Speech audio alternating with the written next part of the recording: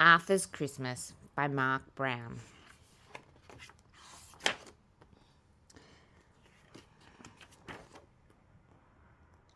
Arthur and DW had been present hunting for a long time. "For heaven's sake," DW said, "this shop is full of presents. Pick one and let's go." "It has to be just right," said Arthur. "I want Santa to like it." "Well, hurry up," said DW. "I want to get home and see if Grandma's there and how many presents she's brought me."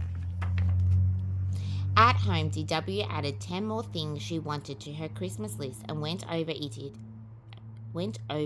in red pencil.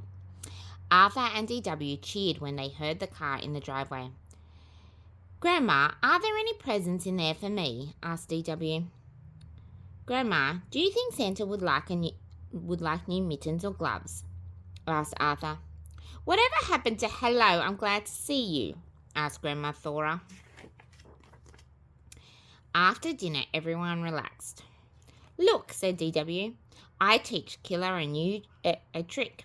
"Taught," said Grandma. "You taught Killer a trick." But DW wasn't listening. She'd seen something on television to add to her list. "Arthur, what's the matter?" asked Grandma. "I haven't found the right gift for Santa," said Arthur. "Only 2 shopping days left," DW reminded him. The next day, Arthur, DW, and their friends went shopping. Killer went too. Arthur searched the entire shop and still couldn't find the perfect gift for Santa. "What's the big problem?" asked DW. "I can see 100 things I want. Let's go and tell Santa." "Santa, what would you like for Christmas?" asked Arthur. "Ho, ho, ho," laughed Santa. "You just leave the giving to me." DW had her picture taken patting Santa's tummy. Buster was next. "Santa, be careful coming down the chimney at our house. My parents always forget to put the fire out." "Ho, ho, ho," said Santa. "Don't worry, I'll use the front door." Then it was Francine's turn. "Have you been a good little girl?" asked Santa. "Oh, yes," smiled Francine. "I'm always good." "Always?" asked Santa. Afterwards, Buster treated them all to ice cream. Arthur could hardly finish his lemonade spider. He had only 1 more shopping day left. "Look," said Francine, "Santa eats ice cream." "I'll have a banana split with 6 scoops of bubblegum ice cream," said Santa, "with hot fudge, whipped cream and nut topping." "I'll say he eats ice cream," said DW. At home, Arthur asked his family for help. "How about a nice colourful tie?" said Father. "Aftershave is always a good gift," said Mother. "I bet Santa could do with some toasty warm long johns," said Grandma. "Arthur, you're taking this shopping too seriously," said DW. "Just do what I do. Get everyone the same thing." That afternoon, everyone was getting ready to go carol singing, but Arthur didn't have time for Christmas carols. Time was running out. "Please come too," begged DW. "I'll be the only kid, and besides, Mrs. Tibble always gives us a present and hot chocolate."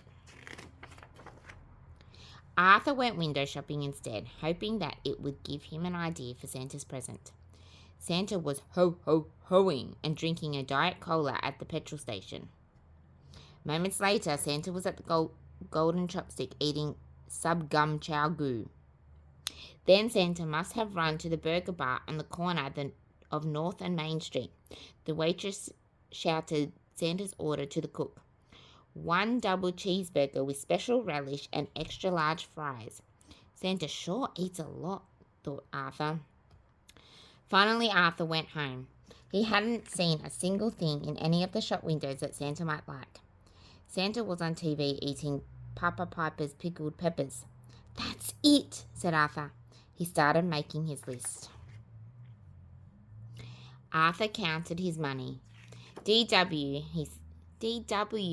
he said in his sweetest voice. "Okay, how much do you need?" asked DW. "But only if you promise to stop being such a grouch." The next morning, Arthur gave DW half of his list. He took the other half. DW had to keep Killer out of the kitchen while Arthur made Santa's present. What's all that noise? Asked Father. Arthur is making a mess, reported DW. The kitchen door opened and Arthur sneezed. Mum, how many cups of pepper is in pickled peppers? He asked. Maybe I should help, said Mother. No, please, said Arthur. I want to make Santa's present myself. Just tell me how many sticks of gum in sub-gum chow goo. Poor Santa, said DW.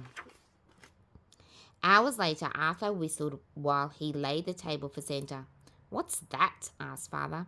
Pickled peppers, a hot fudge sundae with bubble gum ice cream and sub-gum chow goo. I sort of combined all of Santa's favourite food, Arthur explained. What's that big lumpy thing that's moving? Asked Grandma. A pizza to go, said Arthur, with everything. If you want Santa to come, you'd better go to bed, said Mother. If we want Santa to come, thought DW, we'd better do something about that food. DW couldn't fall asleep. I have to do something, she thought. Poor Arthur works so hard, but if Santa gets one whiff of Arthur's present, he'll never set foot in the dining room, let alone eat any of it. Careful to avoid the squeaky step, DW tiptoed downstairs in the dark. The next morning, Arthur was the first one up. Santa ate it all, he cried, and he left a note. Dear Arthur, you were so nice to take the time to find out my favourite foods and make them. Thank you. You also teach me about the Christmas spirit. Love, Santa. P.S. Aren't you lucky to have such a nice little sister?